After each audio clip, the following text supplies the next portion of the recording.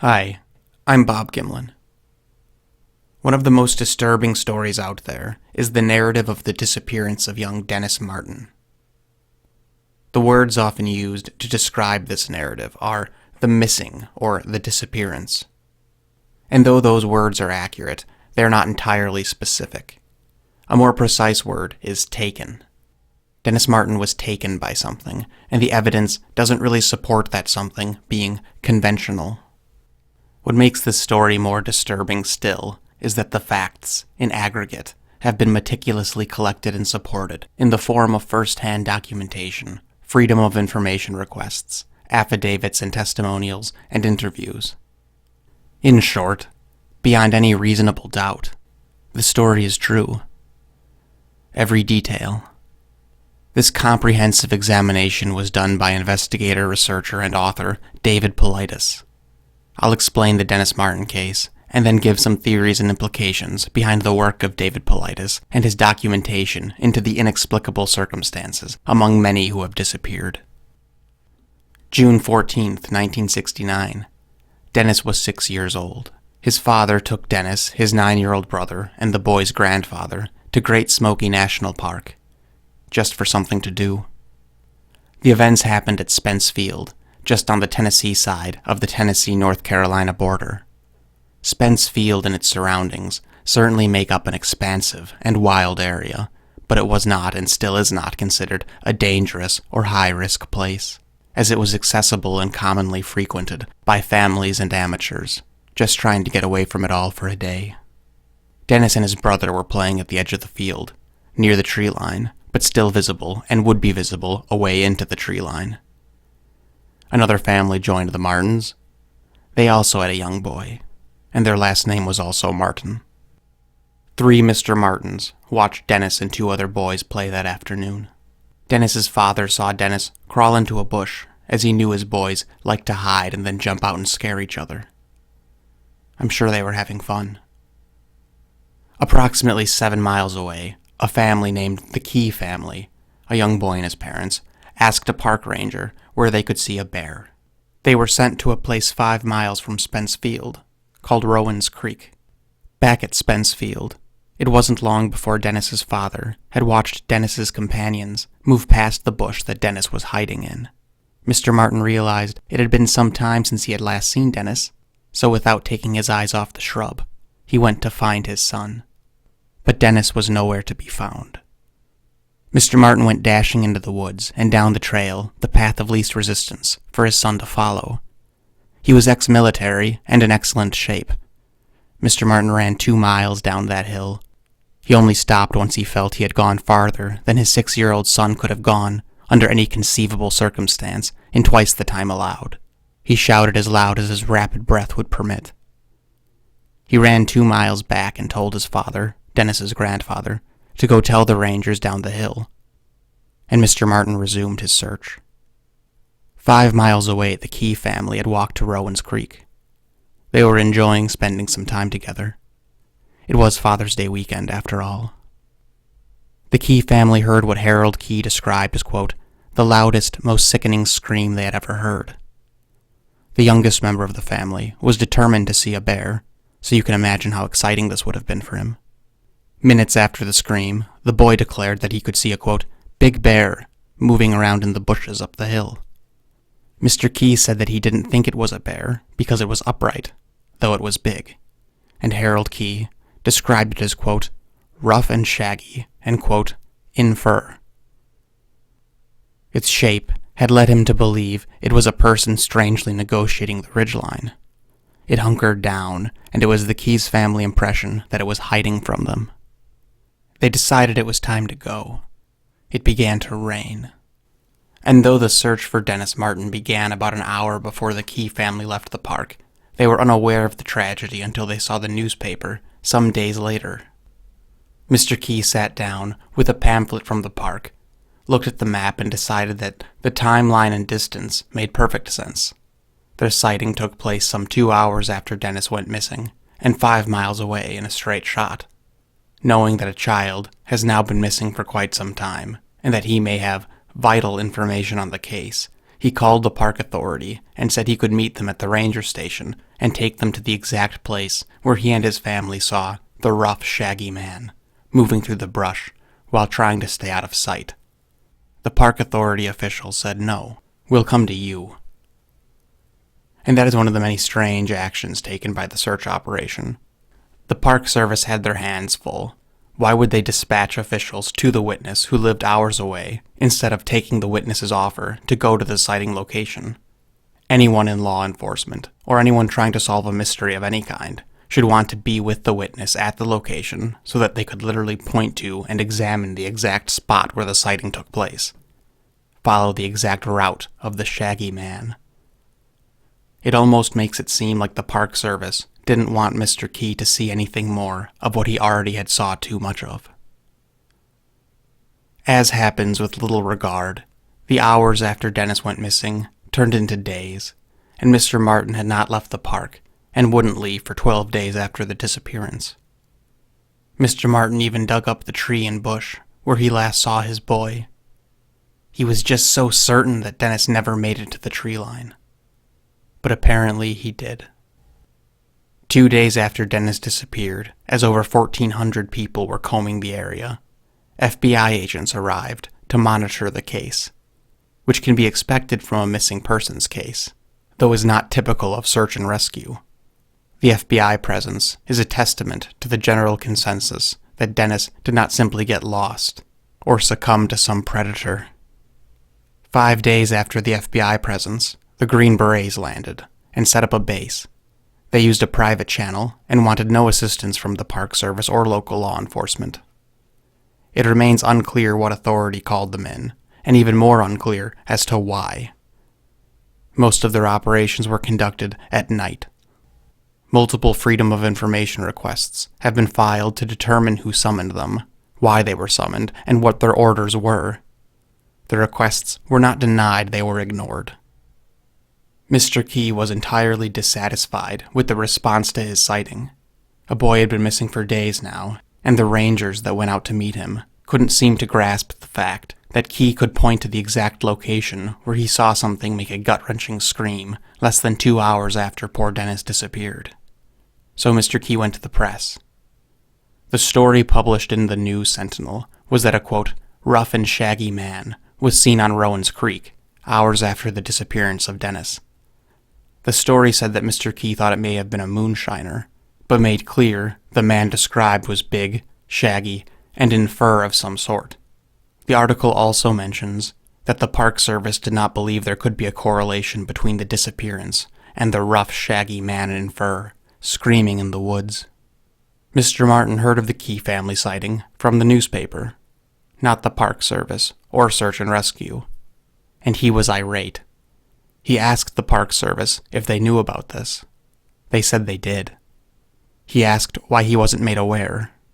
They told him it's irrelevant, and that the timeline and distance didn't add up. But Mr. Martin walked from the very bush he last saw his son to the location of the Key sighting at Rowan's Creek. It took him an hour and a half, so the Key family sighting made perfect sense. Yet the Park Service said it was irrelevant. But what detail could possibly be irrelevant in the search for a missing son? By August, the Green Berets had cleared out, and the FBI soon followed, at least officially. But due to Mr. Martin's ambition, the Park Service did not officially end the active search for young Dennis until September. And then 40 years passed, when Fallacious knocked on Mr. Martin's door, the same and only place that Dennis had ever called home. Mr. Martin said that he and his wife had promised not to speak about their lost boy in an attempt to reclaim their lives. Fallacious said he's trying to understand what happens to missing people like Dennis. He came a long way. Give him 15 minutes. Mr. Martin obliged. Mr. Martin reasserted that throughout the duration of the search, he believed that the Park Service and Search and Rescue, the Army, and FBI were not being truthful. He said with certainty that details were being withheld. He also mentions how strange it was that no one organization interacted with the other or worked with each other. It was almost as if 3 separate entities were in a race to come to a conclusion, or perhaps a race to secure something interesting. Mr. Martin knew the Key family held the key to the disappearance, and yet, no one mentioned it to the desperate father. In fact, he had to learn about it in the newspaper. Park Services said the timeline didn't add up, and it's an irrelevant detail. But when there are no leads, any lead is your best lead. Mr. Martin tracked down the reporter who spoke to the Key family about their sighting, Mr. Carson Brewer. The reporter said that though the Key family described something that didn't sound like a person or move over terrain the way a person does, they decided it was a person not only because it was upright, but because it carried something over its shoulder. At the time, they thought it was a bundle of cloth or clothing, but after reading about the boy's disappearance, he knew exactly what it was carrying. Mr. Martin asked the reporter why that wasn't in the newspaper. No one would have believed it, said the reporter. They would have thought it was a tabloid. The newspaper didn't add the fact that the big, rough, shaggy, in-fur man was seen carrying something in the vicinity of the disappearance of a young boy because of a rhetorical concept called narrative fidelity. Narrative fidelity is used to describe whether or not a story fits into an observer's understanding or comprehension of things. And that's why Paulides' work is so controversial in general. When a narrative lacks fidelity, or that narrative doesn't fit into an observer's understanding of the world, that narrative is typically rejected, often with great prejudice. And I get it. Why would a newspaper risk its ethical and moral reputation running a story that no one would believe anyway? I'm sure the story they went with was as close to the border as any mainstream journalist would be willing to go, at least in the case of a lost child. To be clear, though the newspaper that published Harold Key's sighting does mention bizarre qualities, it does not claim that whatever was seen at Rowan's Creek was anything but human. Mr. Martin told Paulides about Jim Reich, a known name to Paulides. Reich was the FBI agent in charge of missing children cases for that part of Tennessee and North Carolina. Apparently, his territory was not determined by state line, rather the commonality between the two states. Mr. Martin was in contact with Agent Reich's office from the year Dennis disappeared until Reich took his life some 15 years later. He had a lot of cases. It must have been a stressful job. This is a lot of information, so it may be worth going into specific oddities of the case that make it so extraordinary. The first oddity is one that Paulides seems personally most confounded by. By his own admission, he fails to describe it properly. It's the coincidental or statistically improbable minor facts of the narrative. What are the odds? Paulides is asked in so many interviews. What are the odds of the Key family holding the proverbial key to the disappearance? What are the odds that Mr. Martin would be accompanied by another Mr. Martin with a young boy on that fateful day? These things are minor and not integral to the narrative, but the consistency that they occur left an impression on the author. I submit, if you dive into any subject, you're bound to find ironies and consistencies. But Paulides, in so many words, thinks that these anomalies are somehow part of the criteria that he looks for in such cases. Of course, just because strange consistencies can be found everywhere doesn't mean they don't mean something. And those pieces of strangeness aren't even part of the case. Internal to the narrative, the strangeness is even more heavy. Why did the park authority not take Harold Key's offer to show them the exact spot where they saw something carrying something small through the woods? Even if the timeline didn't add up, which it did, surely that cannot rule out the use of seeing the location. Perhaps even getting a dog on the trail. It would lead somewhere. Park authority saying, "No, don't bother showing us, we'll come to you," is absurd.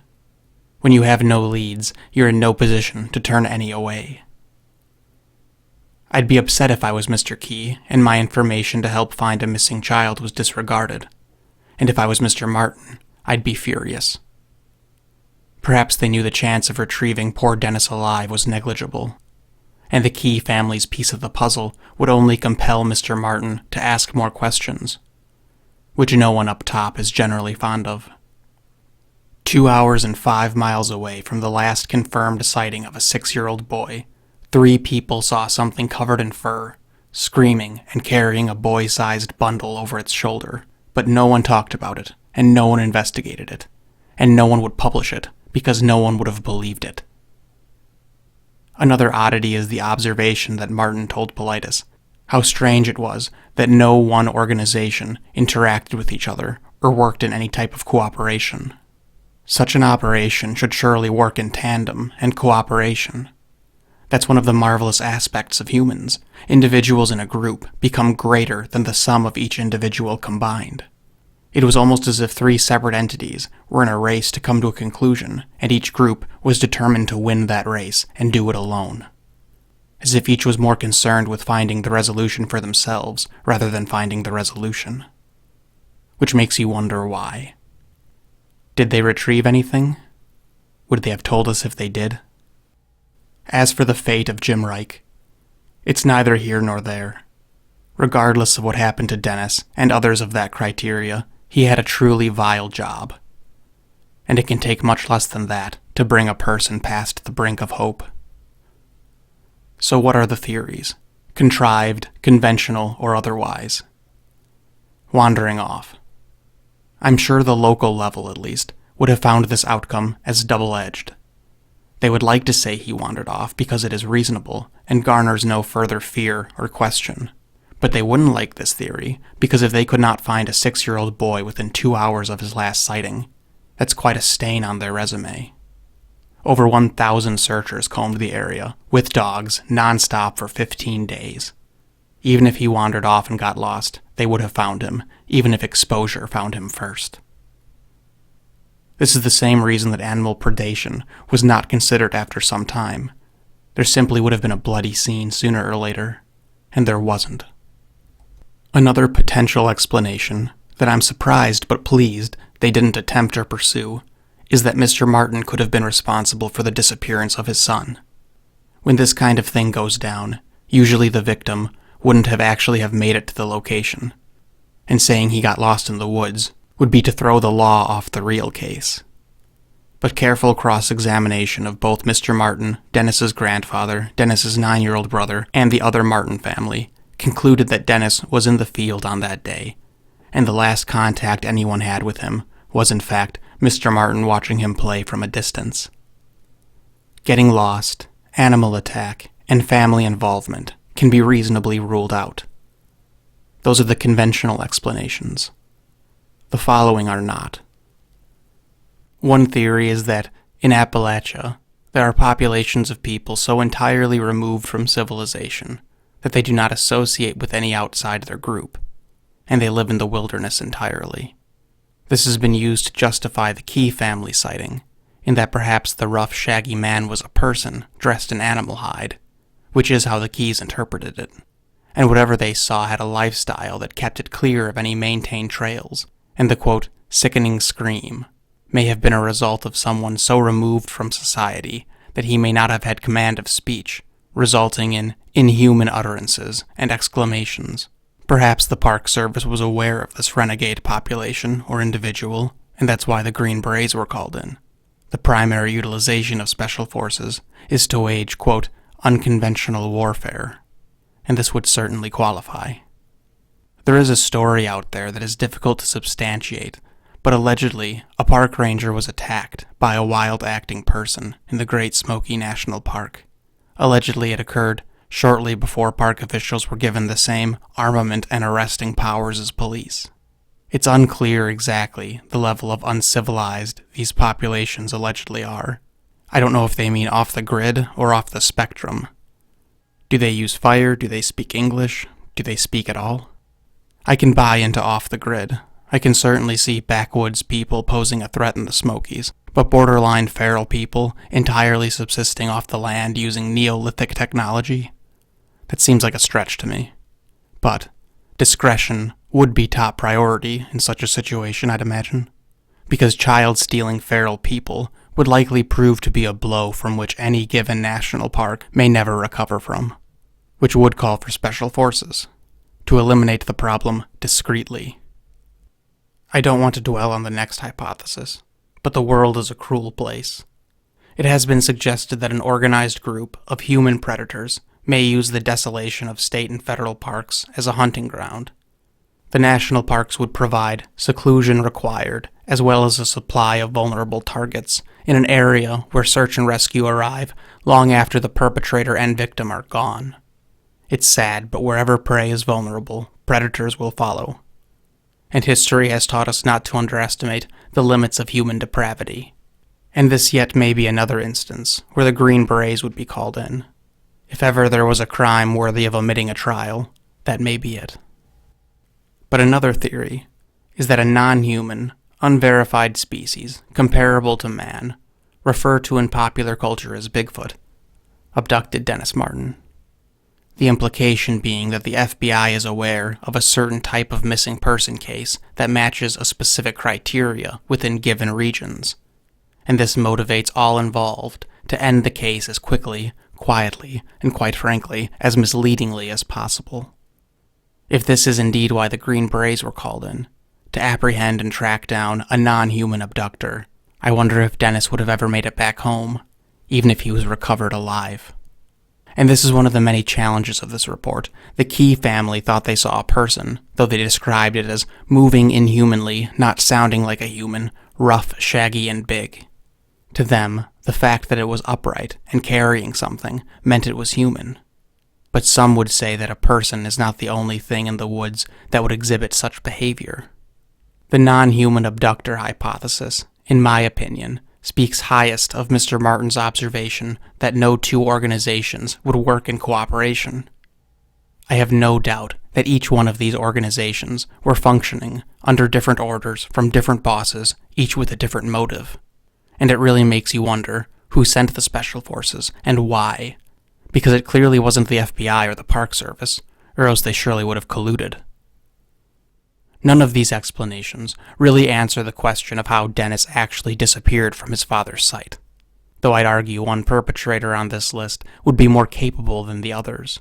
There are ways to move that don't register well with the human eye, but I'm not sure any human has mastered it.